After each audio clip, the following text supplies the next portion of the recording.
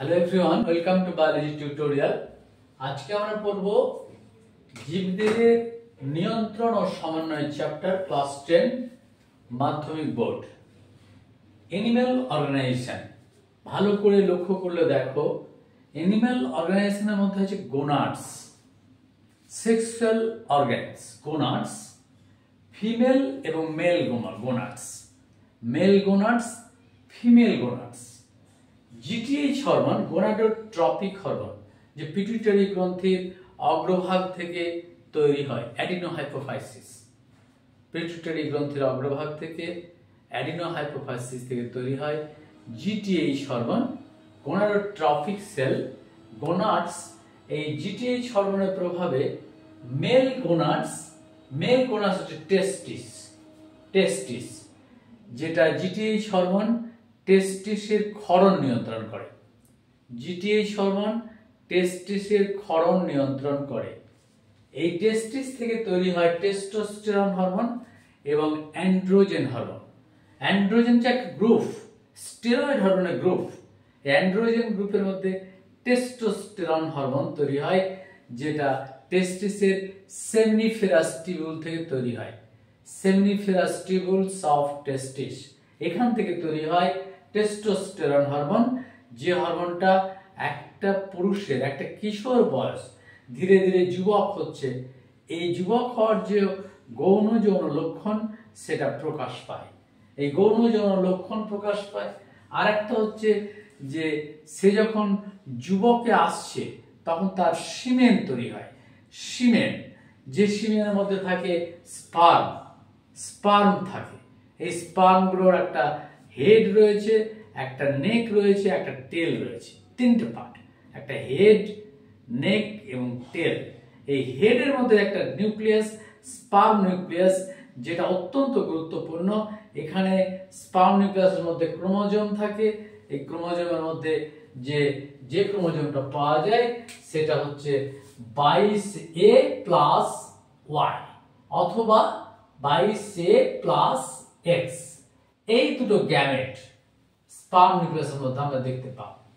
যদি ধরো স্পার্ম নিউক্লিয়াসের মধ্যে 22A+Y হয়, তাহলে যখন ফিমেল কোনো গ্যামেটের সঙ্গে মিলিত হবে, মেল গ্যামেট, ওয়াই ক্রোমোজোম যুক্ত মেল গ্যামেট ফিমেল কোনো গ্যামেটের সঙ্গে মিলিত হবে, তখন তৈরি হবে পুত্র সন্তান। আমরা দেখবে পুত্র সন্তানের জন্য আমরা খুব আকাঙ্ক্ষিত থাকি।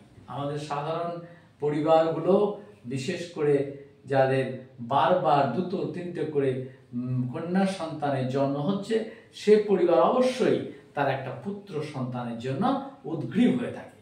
লক্ষ্য হলো পুত্র সন্তান কেন হবে? কারণ হচ্ছে যদি পুরুষ গ্যামেটের মধ্যে 22A+Y বলে একটা গ্যামেট পাওয়া যায়, যার মধ্যে ওয়াই ক্রোমোজোম রয়েছে, যেটা সেক্স ডিটারমিনেশনের জন্য দায়ী। এই ওয়াই ক্রোমোজোমটা যদি পরবর্তী ক্ষেত্রে ফিমেল গ্যামেটের মধ্যে 22A+X এইরকম একটা গ্যামেটের সঙ্গে মিলিত হয়, 22A+X গ্যামেটের সঙ্গে মিলিত হয়, তাহলে দেখবে এরা এই ক্রোমোজোমটা, এই ক্রোমোজোম XY, তাহলে আমরা পুরুষের ক্ষেত্রে দেখব যে সেক্স অর্গানস হচ্ছে XY গ্যামেট, আর মেয়েদের ক্ষেত্রে হচ্ছে XX। এই দুটো গ্যামেট, এই গ্যামেটটা মূলত পুরুষের ইন্ডিকেশন দেয়।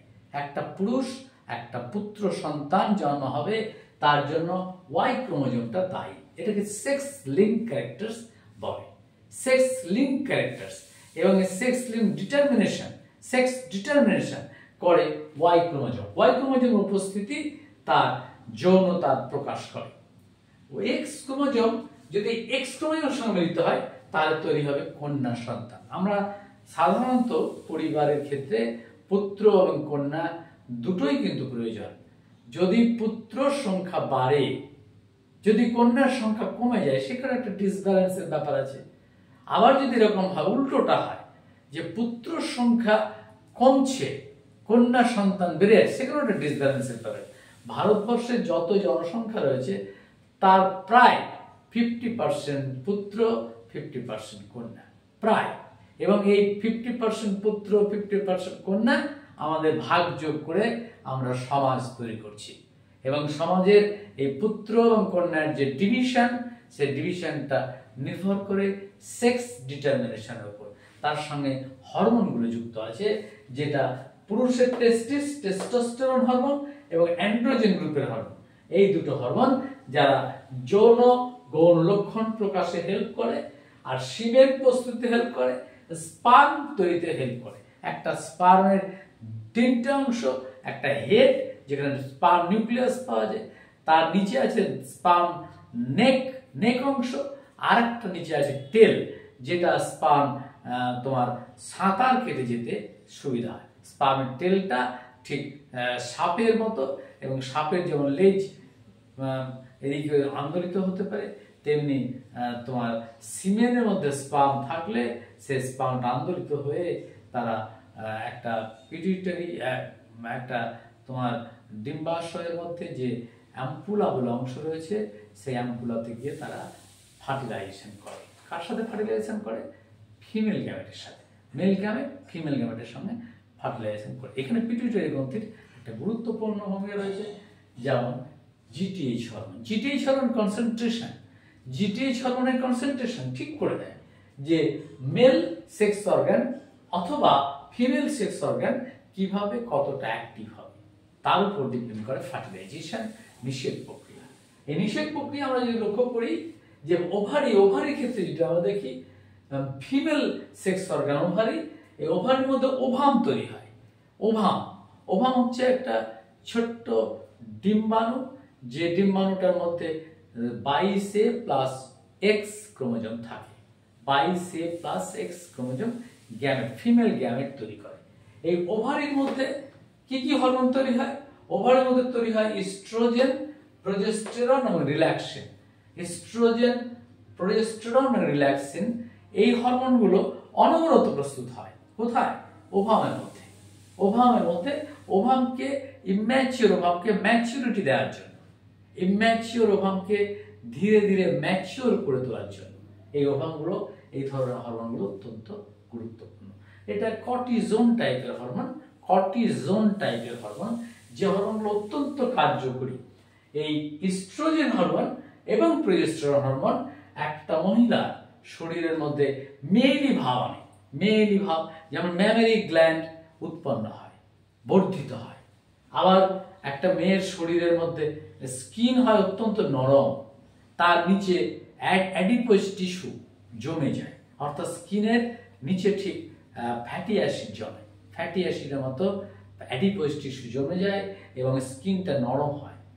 এবং রোমস, কোনো মহিলার ক্ষেত্রে দেখা যায় রোমস স্কিন তৈরি হয়। এই রোমস স্কিনের মূল কারণ হচ্ছে আয়োডিন, অর্থাৎ তোমার যে আয়োডাইড যে হরমোনগুলো রয়েছে, টিএসএইচ হরমোনের উদ্দীপ্ত হওয়ার জন্য এই ধরনের রোমস স্কিন আমরা দেখতে পাই। আমরা যদি প্রাচীন আদিম যুগে দেখি, যখন মানুষ বনে জঙ্গলে ঘুরে বেড়াতো, যখন কোনো পোশাক আশাক ছিল না, তখন দেখবে অনেক নারী তাদের দেহটা রোমস স্ট্রাকচার, অর্থাৎ রোমে ঢাকা শরীর, এবং ওইটা আস্তে আস্তে মানে ক্ষয়ে যেতে এখন কিন্তু বর্তমানে শেপটা অন্যরকম হয়েছে।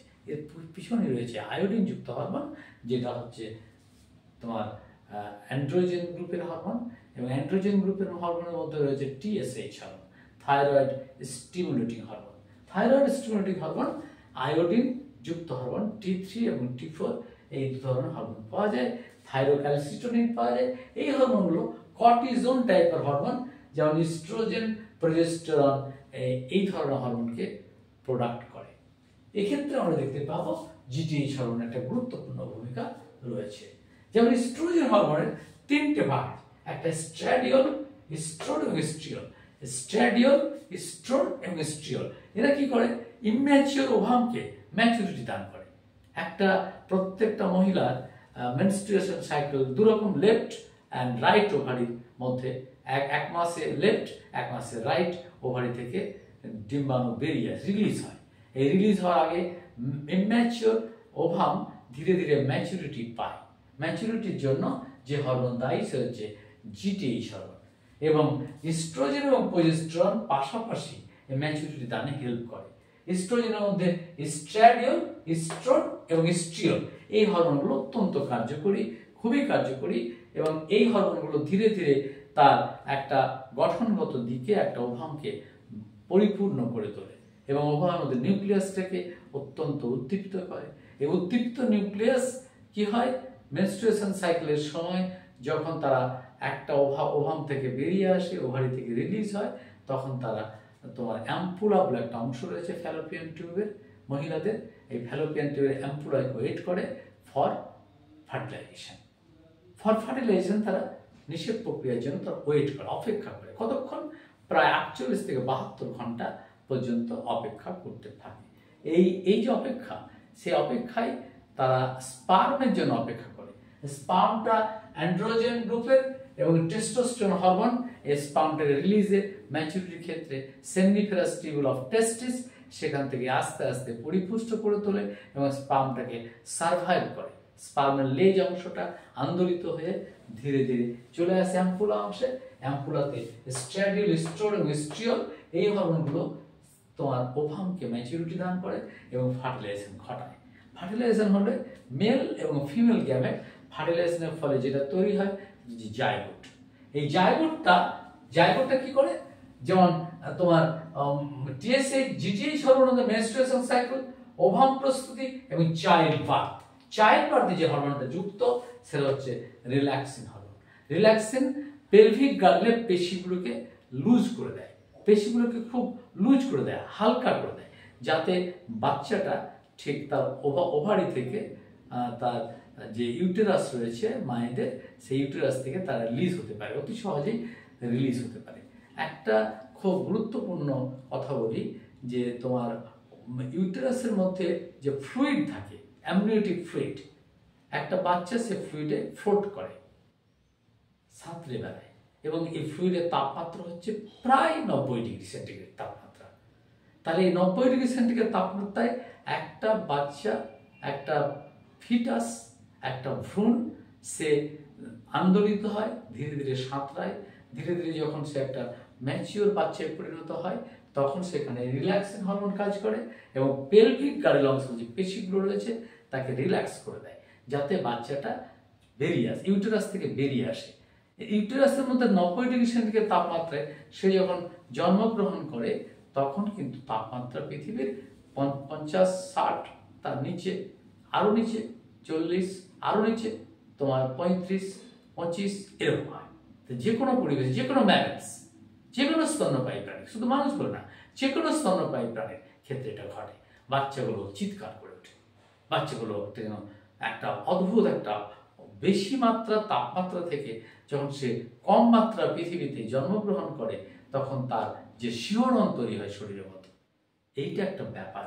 এবং সেই সময় মায়ের দুধ পান করানো বাচ্চার খুব প্রয়োজন আছে। এই দুধের মধ্যে যে কোলেস্ট্রল রয়েছে, প্রোটিন রয়েছে, সেটা তার এনার্জিটাকে কাজে লাগায়, তার শরীরটাকে সজীব করে তোলে। এক্ষেত্রে আমরা দেখতে পাবো যে হরমোনটা দায়ী সে যে প্রোজেস্টেরন এবং এস্ট্রোজেন হরমোন। এবং তার সঙ্গে রয়েছে যে ওভারির মধ্যে যে ওভামটা রিলিজ হওয়ার পরে একটা পিত্ত গ্রন্থি বলে একটা অংশ আছে, পিত্ত গ্রন্থি, সেখান থেকে বিভিন্ন ধরনের হরমোন বেরোয়, এস্ট্রোজেন, প্রোজেস্টেরন বেরোয়, তার সঙ্গে আরও সেক্স হরমোন এইচসিজি বেরোয়, হিউম্যান কোরিওনিক গোনাডোট্রপিন বলে একটা হরমোন আছে সেটাও বেরোয়। এবং সেটা বেরোলে তার যে পিত্ত গ্রন্থি রয়েছে, যে কর্পাস লিউটিয়াম, এই কর্পাস লিউটিয়ামটা ধীরে ধীরে পরিপূর্ণ হয়ে ওঠে এবং বাচ্চাটার একটা ম্যাচুরিটি, আফটার বার্থ তার কাজ কিন্তু চলতে থাকে। এইটা একটা বিষয়। এবং যারা ম্যামেলস প্রাণী, যেমন বানর, গরু, ছাগল, তারপরে ঘোড়া, তারপরে মানুষ, পরিশেষে মানুষ, প্রত্যেকের ক্ষেত্রে আমরা দেখতে পাই যে তাদের মেনস্ট্রুয়েশন সাইকেলের ক্ষেত্রে জিটিএইচ হরমোনের অনবদ্য ভূমিকা রয়েছে। আমাদের ক্লাস 10-এ এইটুকুই আছে। ধন্যবাদ। তোমরা আমার ভিডিও দেখার জন্য অশেষ ধন্যবাদ জানাচ্ছি। তোমরা ভালো থেকো, সাবস্ক্রাইব করো। ধন্যবাদ।